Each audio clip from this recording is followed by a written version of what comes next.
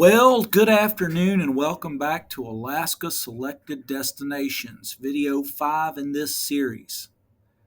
Today we're trading the letdown of Anchorage for the jaw-dropping journey from Anchorage to Valdez, Alaska. Buckle up because the ride is a roller coaster of rugged beauty, winding roads, and wild wonder. If you're around my age, let's say late 40s to early 50s or older, the name Valdez might ring a bell, even if you've never set foot here. Why? The Exxon Valdez disaster. I remember watching those tragic images flicker across the TV screen, a far off place that felt more like a sad story than a real location. My young mind couldn't grasp the gravity of the event, the toll that it took on the people, the environment, and the raw, untamed beauty that is this corner of the world.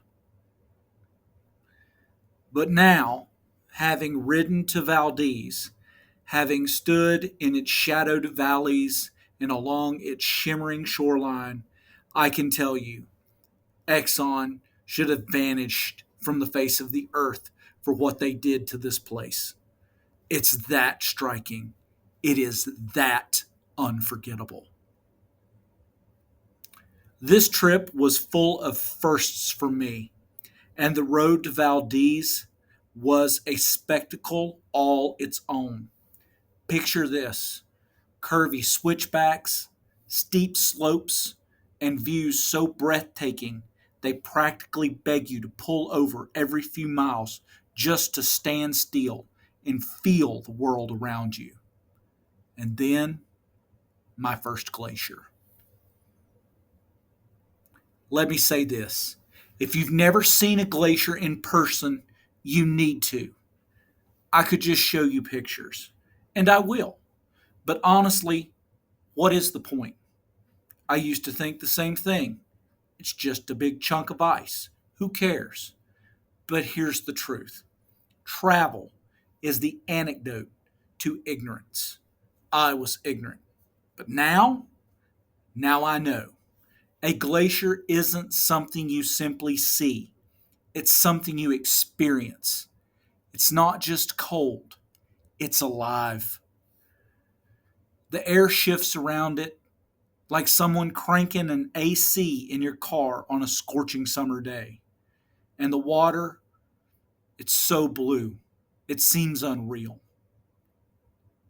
Worthington Glacier was my first, and you never forget your first. But the magic didn't stop there. The waterfalls. Oh, the waterfalls. The steep slopes leading down to Valdez create the perfect conditions for dozens of cascades, tumbling and twisting down the mountainsides. It's a never ending parade of water and rock, nature just showing off at every turn. And then finally, Valdez. If I had to describe it, I'd say it was the cool, quiet charm of the cold Adriatic coastal town. Snow capped peaks guard the quaint harbor bustling with tourists and fishermen alike. We set up camp at the Valdez RV Park, conveniently located right across from a little bar with no name. Seriously, I looked later on Google Maps. The bar didn't have a name. Just a hole in the wall watering hole, the kind of place that feels like it's been waiting for travelers for decades. Hungry after a long ride, we wandered down Harbor Drive. Yelp pointed us toward the Fat Mermaid, but the place was packed, and patience is not my strong suit. So we landed at Mike's place. Solid food, no complaints, but the real draw wasn't dinner. It was our next stop: Solomon Gulch Fish Hatchery. Valdez is home to the largest single species salmon hatchery in North America. It's tucked on the opposite side of the bay from the main town. And let me tell you, seeing the sheer number of fish, the sea lions, the wildlife, it was wild. I'll roll some pictures here, paid with an AI curated soundtrack inspired by the local wildlife. Solomon waters where the salmon run wild, silver scales flash, the story beguiled. Sea lions barking, they stretch and they sprawl on the rocks by the bay. They feast through it all. Afternoon haze, the world slows down. The rhythm of nature in a small Alaskan town. Waves sing easy, the wind hums low. Time stands still as the waters flow. Fishermen linger, nets cast in the stream, but it's the sea lions who reign supreme. Their bellies full, they rest on stone. In a kingdom of ebb tides, they sit like a throne. Afternoon haze, the world slows down. The rhythm of nature in a small Alaskan town.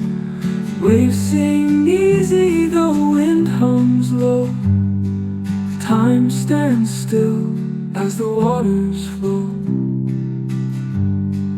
Fishermen linger, nets cast in the stream, but it's the sea lions who reign supreme.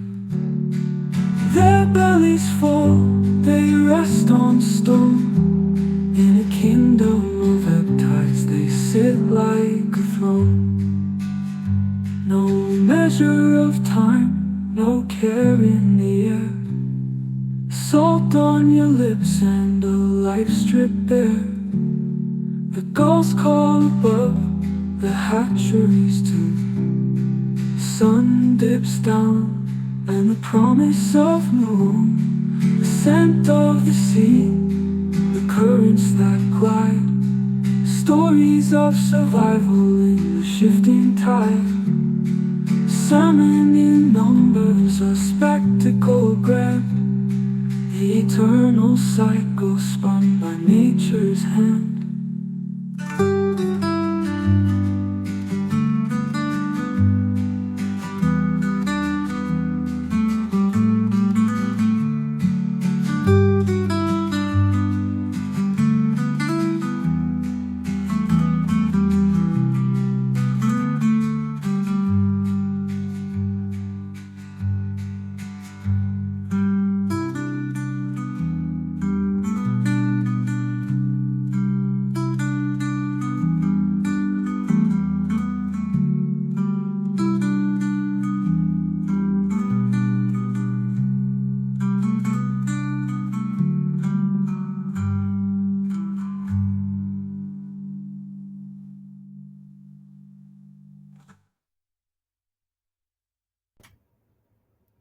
We wrapped up the night at the no name bar I mentioned earlier, stayed out a little too late, and crashed at the RV park.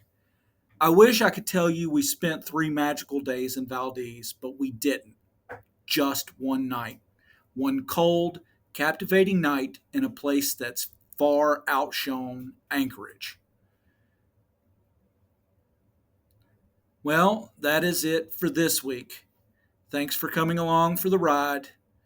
Now, on to my canned outro.